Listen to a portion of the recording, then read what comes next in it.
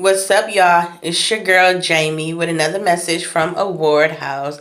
So, I want to talk to you guys about setting goals because with the upcoming school year for our children, they are going to be setting goals and working towards accomplishing them goals throughout this school year. Now, a lot of times our kids get halfway through the semester and we find out that they're not meeting those goals, that they're not working towards them, they're not doing anything to achieve excellence. And we start to punish them and we want to chastise them for it. But I think that as parents, we need to take a step back and look at ourselves because we have to lead by example. Our children are looking at us. We surround them with the things that we want them to achieve and we want them to hope for. So if they're looking at our situation and they say, well, we're not doing nothing or this is not happening, they stuck in this place, then they're not going to work towards their goals and achieve excellent either. So I feel like as parents, we need to really start setting goals for ourselves. And I figure we should do it in three different ways, which is our personal, professional, and education. And the education goal is more a contract that you work out with your child and his teacher or her teacher. But as far as your personal and professional life, I believe that if you take the time to look at your personal life and see what changes you need to make, and then you set a goal so that you can make those changes. Like, for example, say, for instance, you want to lose some weight. Why don't you come up with a plan? And the first step in your plan is to say, well, within a couple weeks, I want to have my diet change, my eating habits change.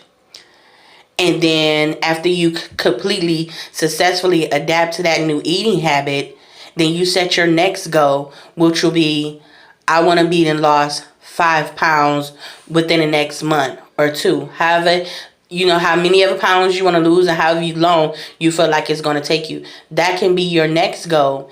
And you know, when you talk about it with your child and they see you setting this plan, they see you have changed your eating habits, and they start to see you losing weight and you accomplishing your goal, they're going to want to do the same thing. They're going to say, okay, mom, well, my first goal in school was to do better in math, and look, I got an A on my test because I saw how hard you work with your diet, and I just wanted to achieve the same thing with my math plan.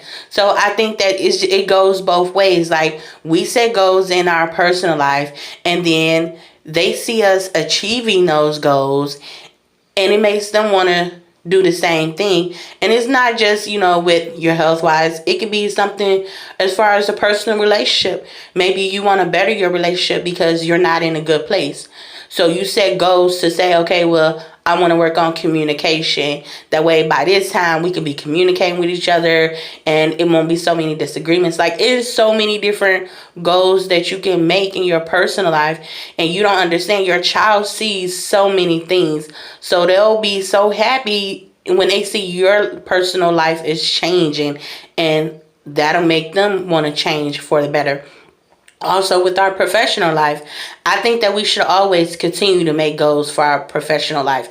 You should never be stuck in just one position. There are so many different levels to a job, to it don't make sense. There's always money to get.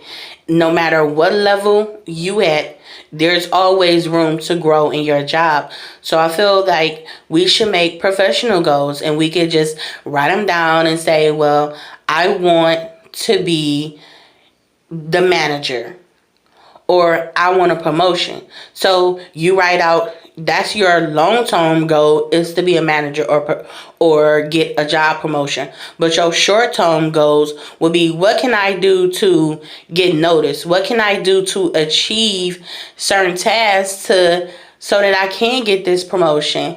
And those are the little goals that you make. Whether, okay, the first month I'm going to start doing other stuff outside of my job. I'm going to go above and beyond so that I can get the boss to notice me. I think that we should just make goals like that, and we can learn to do these goals together with our children, and that way everybody is achieving at the same level. We don't have to worry about them looking at negativity and then doing negative things in school. If we're doing what we're supposed to do in our personal and professional life, then they're going to do what they need to do in their educational life. And it's all about, we have to live by example. We have to set goals in life and we have to accomplish them so that our children can set goals and accomplish their dreams and whatever things that they wanted to do in school. And I mean, that's all I wanted to talk to you guys about, just setting goals, because I think it's very important that we lead by example and, we change our life up a little bit and show our kids that there's other things out here than just playing video games and being in the streets. It's school time, it's back to business. And as parents, we need to be back on our business too. And we need to show them more than just the things that they saw all summer long. We need to show them a new outlook and a better outlook of ourselves. And, just do what you have to do in your personal and professional life and watch how good your child does in his or her educational life.